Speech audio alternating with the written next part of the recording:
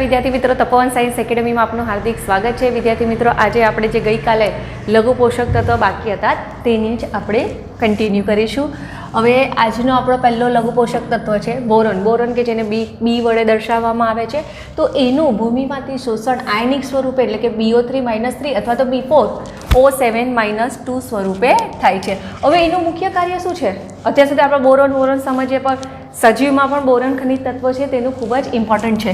તો એનું મુખ્ય કાર્ય છે કે કેલ્શિયમ છે, તો કેલ્શિયમ આયન જે છે તેના શોષણ અને વપરાશ માટે બોરોન ખૂબ જ આવશ્યક છે। તો અહીંયાથી પાછો 1 માર્કનો ક્વેશ્ચન બને કે જો બોરોન જે છે તે કેલ્શિયમ આયનના શોષણ અને એના યુઝ માટે ઇમ્પોર્ટન્ટ રોલ ભજવે છે, તેમજ પરાગરજ છે તો પરાગરજના અંકુરણ તેમજ કોષ વિભેદન અને શર્કરાના વહન માટે એ જરૂરી છે। કોના વહન માટે? તો પરાગરજના અંકુરણ માટે, કોષ વિભેદનની પ્રક્રિયા અને શર્કરાના વહન અથવા તો શર્કરાના સ્થળાંતરણ માટે બોરોન આવશ્યક છે। તેમજ પટલની કાર્યશીલતા જાળવી રાખવા એટલે કે પટલની પ્રવેશશીલતા મેન્ટેન કરવા માટે બોરોનની આવશ્યકતા હોય છે। તેમજ ફૂલ અને ફળની ઉત્પત્તિમાં એ મહત્ત્વનો ભાગ ભજવે છે। હવે આ શર્કરાનું સ્થળાંતર ઉપર જોઈ ગયું એટલે પાછું લખવાની આવશ્યકતા નથી। તો ફૂલો અને ફળની ઉત્પત્તિમાં ભાગ ભજવે છે બોરોન, તેમજ RNAના ચયાપચયમાં પણ બોરોનની આવશ્યકતા હોય છે। તો આ શું થઈ ગઈ કે કેલ્શિયમના શોષણ અને વપરાશ તેમજ પરાગરજના અંકુરણ છે, કોષ વિભેદન છે, તેમજ શર્કરાના વહન માટે પણ જરૂરી છે। તો આ બધા એના શું કહેવાય? મુખ્ય કાર્ય થઈ ગયા। હવે ઉણપ સર્જાય તો શું થશે? બોરોન નહીં મળ્યો વનસ્પતિને તો શું થાય?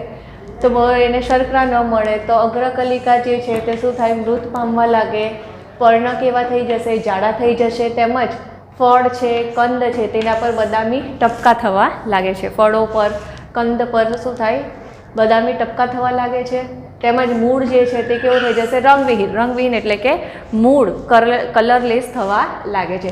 તેમજ મૂલાગ્ર કોષ વિભેદનની પ્રક્રિયા ન થાય એના લીધે શું થાય? ધીરે ધીરે મૂલાગ્ર અને પ્રવાગ્ર શું થાય? તો મરવા લાગે છે। હવે ફળની કદ શું થઈ જશે? ઘટી જશે। તેમજ કઠોળ છે તો કઠોળમાં મૂળ ગંડિકાઓ ઓછી થાય છે। તેમજ ફ્લાવર છે તો ફ્લાવરમાં જે પ્રકાંડ હોય છે તે પ્રકાંડ કેવું થવા લાગે? વચ્ચેથી પોલું થવા લાગે છે। તો આ એના શું થઈ ગયા? બોરોન છે તો બોરોનના ઉણપના લીધે આ એનામાં ખામીઓ સર્જાય છે, એટલે કે વનસ્પતિમાં ખામી સર્જાય છે। હવે આપણે વાત કરીએ મોલિબ્લેડેનમ। મોલિબ્લેડેનમ કે જે મોલિબ્લેડેટ આયનિક સ્વરૂપે એનું શોષણ થાય છે। હવે આનું શું છે મુખ્ય કાર્ય? તો એનું મુખ્ય કાર્ય અહીંયા છે કે નાઇટ્રોજનનું જે ચયાપચયની ક્રિયા થાય છે ને, તો નાઇટ્રોજનના ચયાપચયની ક્રિયા માટે જે જરૂરી ઉત્સેચકો છે જેમ કે નાઇટ્રોજિનેસ અને નાઇટ્રેટ રિડક્ટેઝ, કયા? નાઇટ્રોજિનેસ અને નાઇટ્રેટ રિડક્શન। તો આ જે બે ઉત્સેચકો છે તે બંને ઉત્સેચકોના બંધારણમાં મુખ્ય ઘટક તરીકે આ મોલિબ્લેડેનમ આવેલું હોય છે। હવે મોલિબ્લેડેનમ જે છે તેની ઉણપ સર્જાય તો શું થશે? તો એની ઉણપ સર્જાય તો પીળાશ પડતા લીલા રંગનું કોકળું થઈ જશે। તેમજ પર્ણોની કિનારી કેવી થઈ જાય? વળી જાય। પર્ણોની કિનારી જે છે તે શું થઈ જશે? વળી જશે। તેમજ એની વૃદ્ધિ છે તે કુંઠિત થઈ જશે અને પર્ણો જે છે તે પીળા પડવા લાગશે। પર્ણ પીળા પડવા લાગે એટલે કે પર્ણમાં ક્લોરોસિસ થાય છે।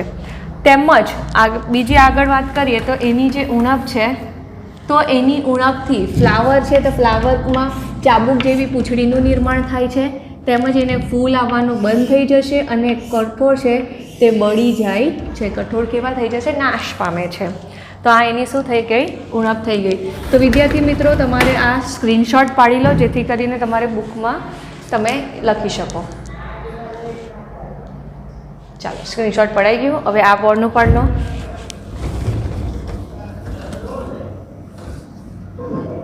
ચલો, હવે આ બોર્ડનો સ્ક્રીનશોટ પાડી લો।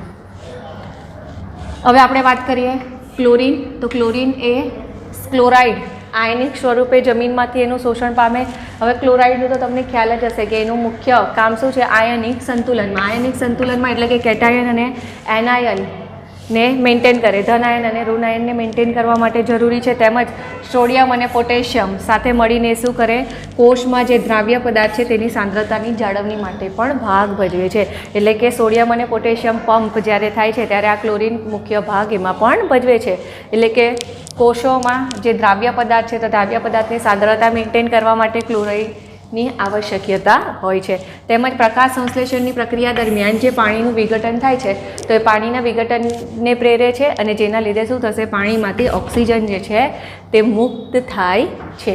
અને ક્લોરીન છે તો ક્લોરીનની ઉણપના લીધે શું થશે, તો ક્લોરીન છે તો ક્લોરીનની ઉણપના લીધે પર્ણ જે છે તે કરમાઈ જાય છે અને મૂળ કેવા થઈ જશે, ઝાંખરા અથવા તો ઠૂઠા જેવા થઈ જાય છે અને પર્ણ એ ચળકાતા પીળા પડવા લાગે છે. ફળ છે તો ફળની જે ઉત્પાદન ક્ષમતા ઘટી જાય છે અને વનસ્પતિની જે વૃદ્ધિ છે તે કેવી થઈ જશે, તે કુંઠિત થઈ જાય છે. તો અહીંયા તમે વિદ્યાર્થી મિત્રો આ ખનિજ તત્વ છે તો ખનિજ તત્વમાં ઓલમોસ્ટ તમે જો કોમન લક્ષણો જો ઉણપમાં જોયા હશે તો કયા છે કે પર્ણ પીળા થઈ જાય, વળી જવા, કરમાઈ જવા, તો એને એક ટાઈપનું ક્લોરોસિસ કહેવામાં આવે છે.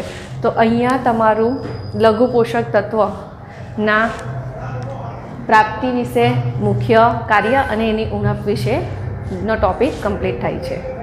હવે આપણે વાત કરીએ આવશ્યક તત્વોની ઉણપના લક્ષણો. આવશ્યક તત્વની ઉણપના લક્ષણો એટલે કે જે ખનિજ તત્વોની આપણને આવશ્યકતા હોય અને જો એ પૂરતી માત્રામાં ન મળે તો વનસ્પતિમાં એની શું અસર થાય છે તેના વિશે તો એકચ્યુઅલી આપણે ઓલરેડી ચર્ચા કરી ગયા છે, પણ ઉણપ કઈ રીતે સર્જાય છે તેના વિશે આપણે આ ટોપિકમાં જોઈશું.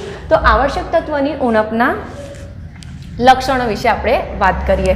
તો એ લક્ષણો જે છે તો ક્યારે સર્જાય છે, તો એ ત્યારે સર્જાય છે કે મર્યાદિત માત્રામાં જો ખનિજ તત્વની પ્રાપ્તિ થાય, એટલે કે એની જો લિમિટ હોય તો એ લિમિટ કરતાં જો ઓછી માત્રામાં ખનિજ તત્વની પ્રાપ્તિ થાય તો એના લીધે શું થાય, વનસ્પતિ છે તો વનસ્પતિની વૃદ્ધિ શું થઈ જશે, અવરોધાય છે. એટલે કે જો કોઈની આવશ્યકતા 0.001 mg હોય, બરાબર, અને એના કરતાં એક્ઝામ્પલ આપું છું, બરાબર, 0.001 mg હોય અને એના કરતાં પણ ઓછી મળે તો એના લીધે શું થાય, વનસ્પતિની વૃદ્ધિ જે છે તે અવરોધાય છે. કારણ કે એક તો ઓલરેડી એકદમ જ ઓછી માત્રામાં ખનિજ તત્વો જોઈએ, હવે એ ઓછી માત્રા કરતાં બી પાછી ઓછી મળે તો શું થાય, વનસ્પતિને વૃદ્ધિ અવરોધાઈ જશે. હવે એક આપણે ટર્મિનોલોજી સમજીએ, સંક્રાંતિ સાંદ્રતા એટલે શું. સંક્રાંતિ સાંદ્રતા એટલે તમને સિમ્પલી કહી દઉં કે વનસ્પતિ છે તો વનસ્પતિને ખનિજ તત્વો એક સર્ટન માત્રામાં જોઈએ અને જો એ માત્રા કરતાં એને ઓછી જો ખનિજ તત્વ મળે તો એને શું કહેવાય, સંક્રાંતિ સાંદ્રતા કહેવામાં આવે છે.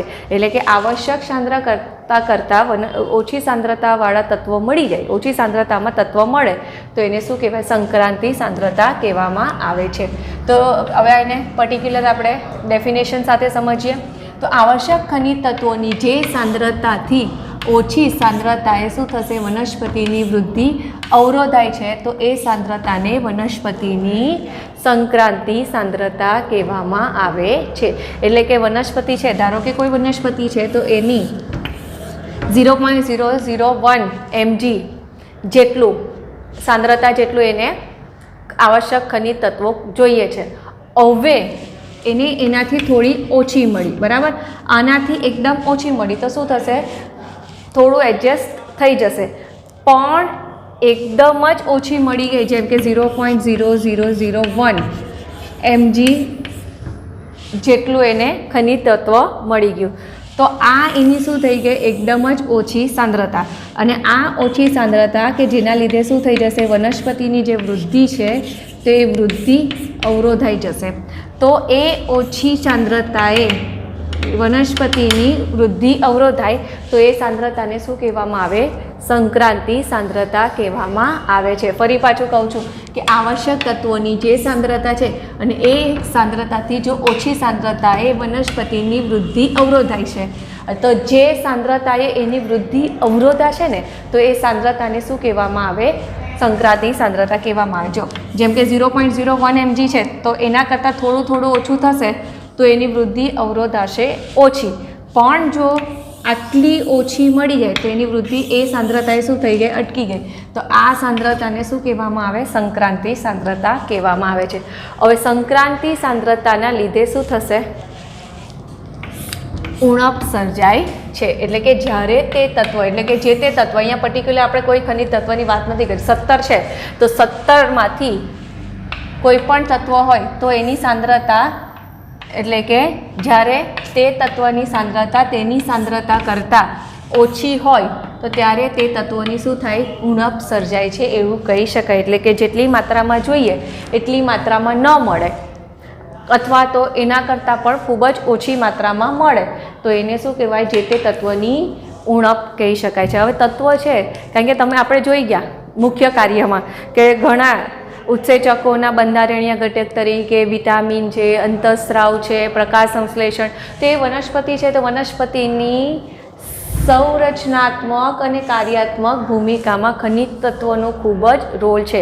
કારણ કે પર્ણ પાકવા, પર્ણ ખરી પડવા, તે બધા સાથે પણ આ ખનિજ તત્વ સંકળાયેલું છે. તો એના લીધે શું થાય કે જો એને ઓછી સાંદ્રતા મળી જાય તો એના લીધે શું થશે કે વનસ્પતિની જે બાહ્યાકાર રચના છે તેમાં ફેરફાર થાય. તો આપણે જોયું કે ફ્લાવર છે તેમાં ચાબુક જેવી પૂંછડીનું નિર્માણ થાય, પર્ણ પીળા થઈ જાય, પર્ણ પર જાંબલી ડાઘા બને, પ્રકાંડ પોલું થઈ જાય. તો એ બધા શું થાય, એના બાહ્યાકાર ફેરફાય છે કે અગ્રકલિકાની પ્રભાવિતતા નાબૂદ થઈ જશે, એની જગ્યા પર પાર્શ્વકલિકાઓ ખીલે. તો એ બધી એ શું કહેવાય કે તો બાહ્યાકાર રચનામાં શું થાય, ફેરફાર જોવા મળે છે.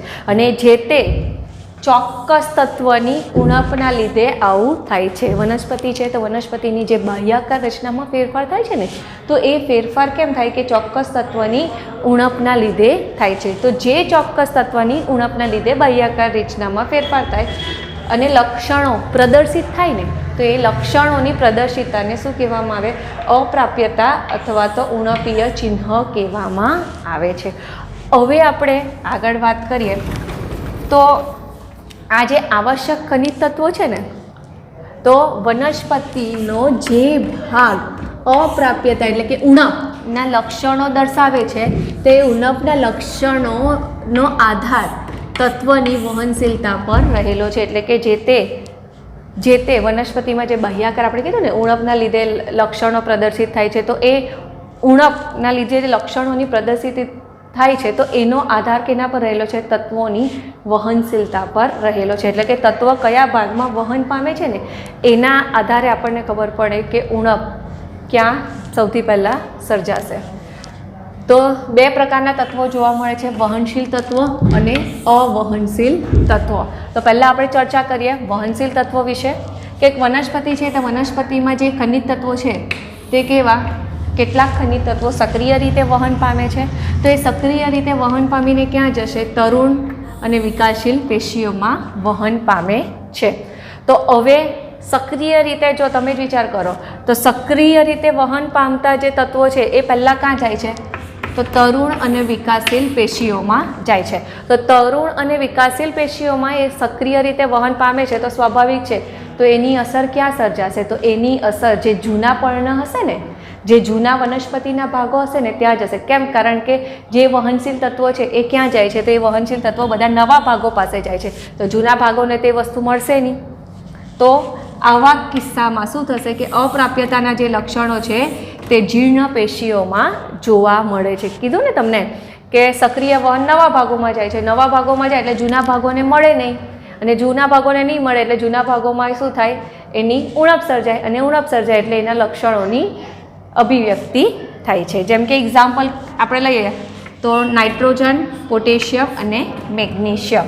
તો આવી રીતે જીર્ણ પર્ણો છે તો જીર્ણ પર્ણોમાં આ જે તત્વો છે તો આ તત્વ ધરાવતા અણુઓનું શું થઈ જશે, વિઘટન થઈ જશે, અને તેથી તરુણ પર્ણોમાં તેમના વહનને શક્ય બનાવે છે. એટલે કે જીર્ણ છે તો જીર્ણ એટલે કે જે મૃત થવાના આરે આવેલા જે પર્ણો હોય ને તે શું કરશે, એ અણુઓનું વિઘટન કરી દેશે. એટલે કે એની જરૂરિયાત ત્યાં રહેતી નથી, અને એની જરૂરિયાત ત્યાં નહીં રહે એટલે શું થશે, એના લીધે સક્રિય વહન વધુ સારી રીતે નવા વિકાસ પામતા પેશીઓ તરફ થાય છે. તો આવી રીતે વહનશીલ તત્વો છે તો વહનશીલ તત્વો જ્યારે હોય તો એમાં ઉણપ ક્યાં જોવા મળશે, જીર્ણ પેશીઓમાં એટલે કે પર્ણોમાં જોવા મળે છે. હવે અવહનશીલ તત્વોમાં આનાથી ઉલટું કે જ્યારે તત્વ અવહનશીલ હોય છે અને પરિપક્વ અંગોમાંથી બહાર નીકળતા નથી ત્યારે અપર્યાપ્તના લક્ષણો તરુણ પેશીમાં પહેલાં જોવા મળે છે. એટલે કે જે અવહનશીલ તત્વો હોય, અવહનશીલ તત્વો એટલે કે એકમાંથી બીજામાં જઈ શકે નહીં. તો હવે એકમાંથી એટલે તમે આ જો આ ધારો કે આ બે કોષ છે તો હવે આ કોષ જૂનો છે અને આ કોષ નવો છે. તો આ જૂના કોષમાંથી નવા કોષમાં જો તત્વ ન જાય તો શું થાય? નવા કોષને એ તત્વ મળશે નહીં અને નવા કોષને એ તત્વ ન મળે એટલે ત્યાં શું થશે? એની ઉણપ સર્જાય છે. એટલે પેશીના સંદર્ભમાં વાત કરીએ કે આ જૂની પેશી છે અને આ નવી પેશી છે. તો આમાં જૂની પેશીમાં અપરિવહનશીલ તત્વ છે. અપરિવહનશીલ તત્વ છે એટલે શું થશે? આમાંથી નવી પેશીમાં જાય નહીં અને નવી પેશીમાં એ તત્વ નહીં જશે તો નવી પેશીમાં શું થાય? એની ઉણપ સર્જાય છે અને નવી પેશીમાં એની ઉણપ સર્જાય એટલે નવી પેશીઓમાં શું થશે? એના લક્ષણોની અભિવ્યક્તિ થશે. તો ફરી પાછું રિપીટ કર, જ્યારે તત્વ અવહનશીલ હોય ને તેવા કેસમાં શું થશે? પરિપક્વ અંગ છે તેમાંથી એ તત્વ બહાર નહીં નીકળે અને બહાર નહીં નીકળે એટલે કે એ અપર્યાપ્તતાના લક્ષણો તરુણ પેશીમાં પહેલાં જોવા મળશે. તો એનું એક્ઝામ્પલ છે સલ્ફર અને કેલ્શિયમ. હવે તમને ખબર જ છે સલ્ફર અને કેલ્શિયમ જે છે તે ઘણા તત્વોના રચનાત્મક ઘટક તરીકે ભાગ ભજવે છે અને આ જે સલ્ફર છે અને કેલ્શિયમ છે ને એ સરળતાથી કોઈ પણ તત્વોમાંથી છૂટા પાડી શકાતા નથી. કારણ કે છૂટા નહીં પાડી શકાય એટલે એ બીજા નવા કોષમાં જશે નહીં. હવે આવી રીતે આપણે વાત કરીએ તો આ ખનિજ આ વનસ્પતિ છે તો વનસ્પતિઓના ખનિજ પોષણનું આ જે પાસું છે ને વહનશીલતા અને અવહનશીલ અને એ જે પાસું છે તે કૃષિ વિદ્યા અને બાગાયત વિદ્યા માટે એક આવશ્યક અને મહત્ત્વની ભૂમિકા ભજવે છે. તો અહીંયા આપણે આવશ્યક ખનિજ તત્વની ઉણપના લક્ષણોનો ટોપિક કમ્પ્લીટ કર્યો. હવે આપણે જોઈએ કે વનસ્પતિ દ્વારા દર્શાવાતી ઉણપના નામ અને જવાબદાર તત્વો. એકચ્યુઅલી આપણે ઓલરેડી જોઈ જ ગયેલા છે કે જુદી જુદી જુદા જુદા તત્વો છે તો એની વનસ્પતિ પર શું આડઅસર થાય છે જો એની ઉણપ સર્જાય તેના વિશે આપણે જોઈ જ ગયેલા છે. તો અહીંયા આપણે એના કોમન વાત કરીએ. કોમન એટલે કે જેમ કે આપણે ઘણી વનસ્પતિ છે તેમાં ક્લોરોસિસ લક્ષણ જોઈ ગયા છે. તો ક્લોરોસિસ એટલે શું કે ક્લોરોફિલ છે તો ક્લોરોફિલનો નાશ થાય જેના લીધે પર્ણ કેવા થઈ જાય છે? તો પીળા થઈ જાય છે. ક્લોરોફિલ કેવા કલરનો હોય? ગ્રીન કલરનો હોય છે. તો ક્લોરોફિલનો જ નાશ થઈ જાય એટલે પર્ણ કેવા થઈ જાય છે? ધીરે ધીરે યલો કલરના થઈ જાય છે. તો યલો કલરના કેમ થઈ જાય? તો કયા તત્વની ઉણપના લીધે ક્લોરોસિસ થાય છે? તો આપણે અહીંયા જોઈએ તો nitrogen, potassium, magnesium, sulphur, iron, manganese, zinc, મોલિબ્ડેનમની ઉણપથી શું થાય? તો ક્લોરોસિસ થાય છે. તો અહીંયા કોમન આપી દીધા ખનિજ તત્વો કે આટલા ખનિજ તત્વ છે કે જેની જો ઉણપ સર્જાય તો શું થશે? ક્લોરોસિસ થશે. એવી રીતે હવે જોઈએ નેફ્રોસિસ. તો પહેલાં નેફ્રોસિસ એટલે શું તે જોઈ લઈએ. તો નેફ્રોસિસ એટલે કે પર્ણની જે પેશીઓ છે તે નાશ થઈ જાય છે. નાશ થાય એટલે કે મૃત્યુ પણ પામે છે. તો પર્ણની એ પેશી કેમ નાશ પામે છે? તો એવા તે કયા તત્વની ઉણપ સર્જાય?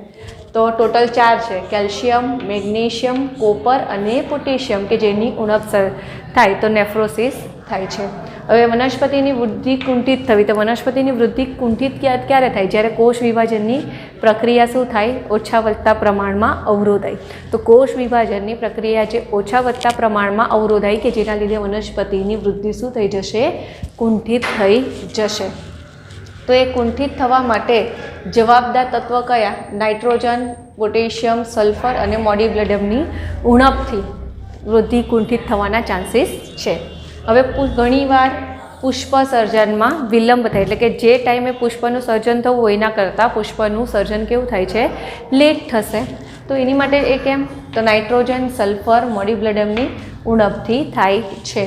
કેટલીક વાર તો શું થાય? કલિકાઓ જે છે તે સમયે ખરી પડે છે.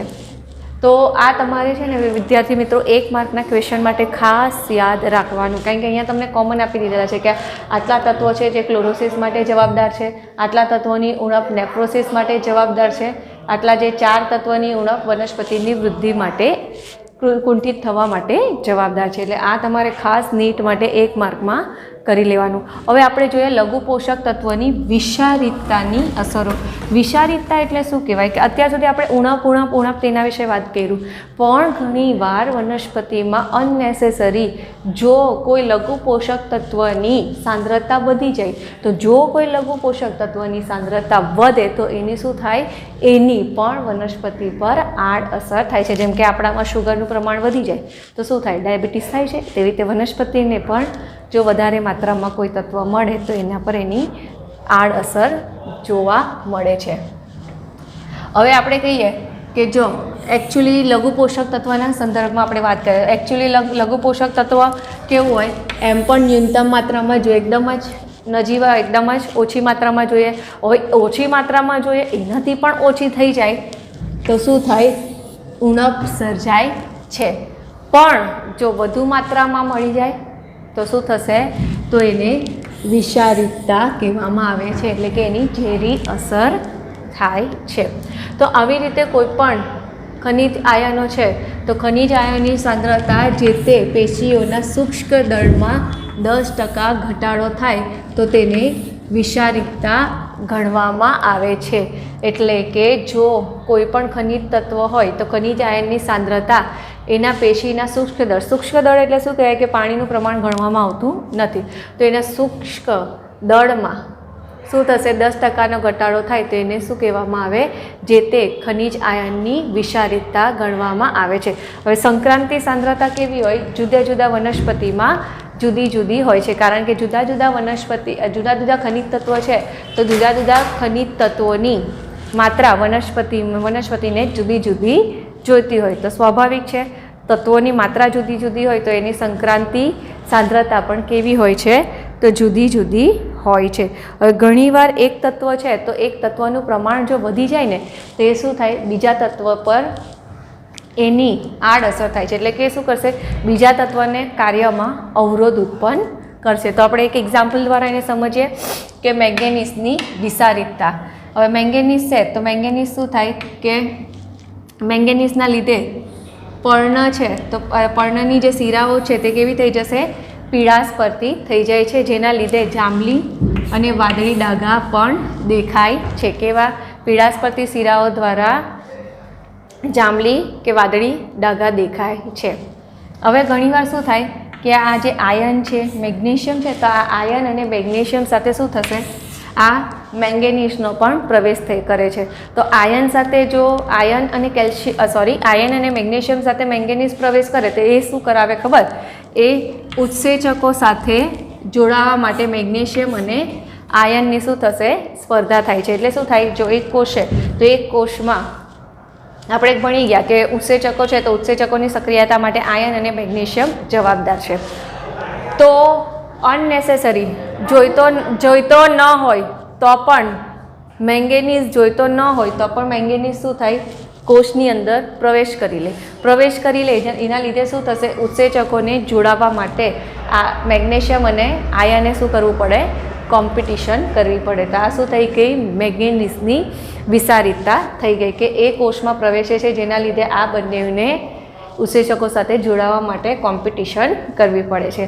ત્યારબાદ મેંગેનીઝ છે તો મેંગેનીઝની વધુ પડતી એટલે મેંગેનીઝ છે તો મેંગેનીઝની જે પરોહાગ્ર છે તો પરોહાગ્રમાં કેલ્શિયમના શોષણને એ શું કરે છે, અવરોધે છે.